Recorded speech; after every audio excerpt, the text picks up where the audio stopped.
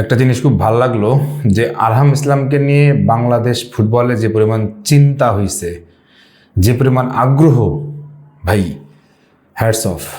আপনাদের জন্যই বাংলাদেশ ফুটবল টিকে থাকবে, আপনাদের জন্যই বাংলাদেশ ফুটবল উন্নতি করবে, কারণ আপনারা ফুটবল রিলেটেড কোনো বিষয়ে আর ছাড় দিতে চান না।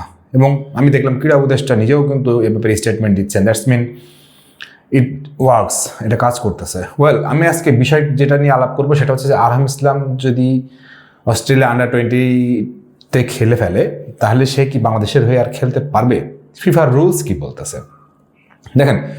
প্রথমত আমি যেটা রুলস যতটুকু আমি পড়ছি ততটুকু দিয়ে আমি যে আপনাদেরকে বোঝাই, সেটা হচ্ছে যে যদি সে আন্ডার-20 অস্ট্রেলিয়ার হয়ে খেলে ফেলে তাও সে খেলতে পারবে।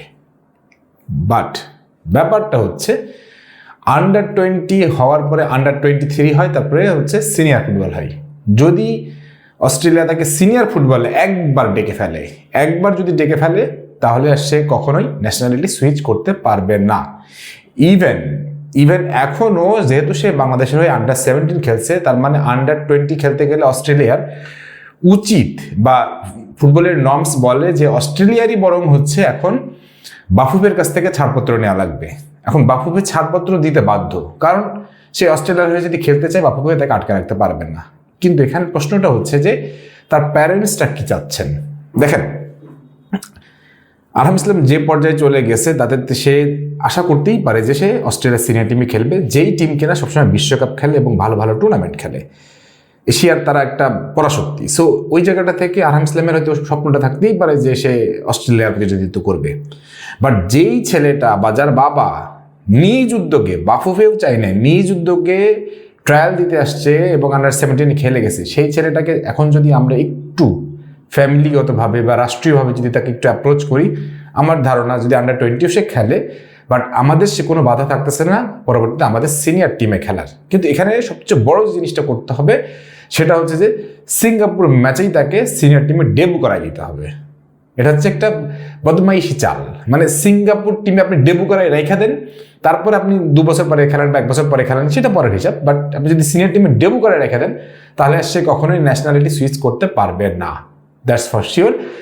বাংলাদেশের হয়ে তার প্রতিনিধিত্ব নিশ্চিত হয়ে যাবে। এবং মজার ব্যাপারটা হচ্ছে যে অস্ট্রেলিয়ার আন্ডার-20 যদি সে খেলে, আন্ডার-23 যেটা বলা হয়, এইটা বেসিক্যালি হচ্ছে অলিম্পিকে যায়। তো অলিম্পিকের টুর্নামেন্টে যদি আন্ডার-23 খেলে তাহলে কিন্তু আবার সে ন্যাশনালিটি সুইচ করতে পারবে না, কারণ এটা একটা প্রতিযোগিতামূলক টুর্নামেন্ট এবং অলিম্পিকে খেলে ফেললে সে ন্যাশনালিটি সুইচ করতে পারে না। এবং মজার ব্যাপারটা হচ্ছে সে যদি সিনিয়র টিমেও যদি কলাপ পায় এবং সিনিয়র টিমে অস্ট্রেলিয়ার যদি কোনো ফ্রেন্ডলি ম্যাচ খেলে, তাও বাংলাদেশের হয়ে খেলতে তার কোনো বাধা থাকবে না।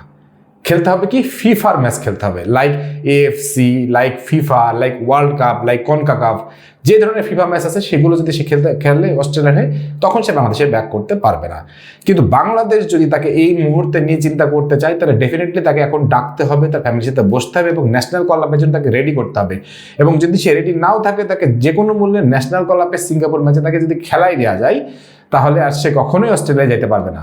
এখন এইটা যদি অনেকটা ভাবা যেতে পারে এরকম যে একটা মানুষের জীবন নষ্ট হয়ে যাচ্ছে কিনা, ভাই এই ব্যাপারটা ভাবনা হতেই পারে যে আরহাম ইসলামের তো কোনো ভবিষ্যৎ নেই বাংলাদেশে আসলে কত দূর যাবে, কি করবে না করবে। ভাই একটা বিষয়টা কি হচ্ছে যে আমাদের জাতীয়তা, ভালোবাসা, দেশপ্রেম, এটা আমাদের যেমন আছে আরহামেরও তেমন আছে। আরহাম নিশ্চয়ই চাইবে যে বাংলাদেশে এখন যেহেতু হামজা, সামিদ সোম বড় বড় স্টাররা চলে আসছে, তার মানে এই দলটার সামনে হয়তো বিশ্বকাপ আমরা এখনই বলবো না, কিন্তু সামনে অনেক বড় একটা পথ আছে। দেখেন, হামজা লেস্টারে যেই জনপ্রিয়তা পায়, হামজা প্রিমিয়ার লিগে যে জনপ্রিয়তা পায়, হামজা বাংলাদেশে আসলে সেই জনপ্রিয়তা পায় তার 3 গুণ পায় না। হামজা এটা ফিল করে না। হামজাকে এমনি রাজি হয়ে গেছে। আমরা বুঝে না হামজা যে আমি ভালোবাসাটা কোন লেভেলে পাচ্ছি। হামজাকে মারাটার নাম তোর ভালোবাসা হয়। কিন্তু হামজা যদি প্রিমিয়ার লিগে খেলে, হামজা হচ্ছে প্রিমিয়ার লিগে one of the very low grade player premier লিগে। সো ওই জায়গাটা থেকে হামজা সে তো নিজেও জানতেছে যে বাংলাদেশে আমি কি পাচ্ছি।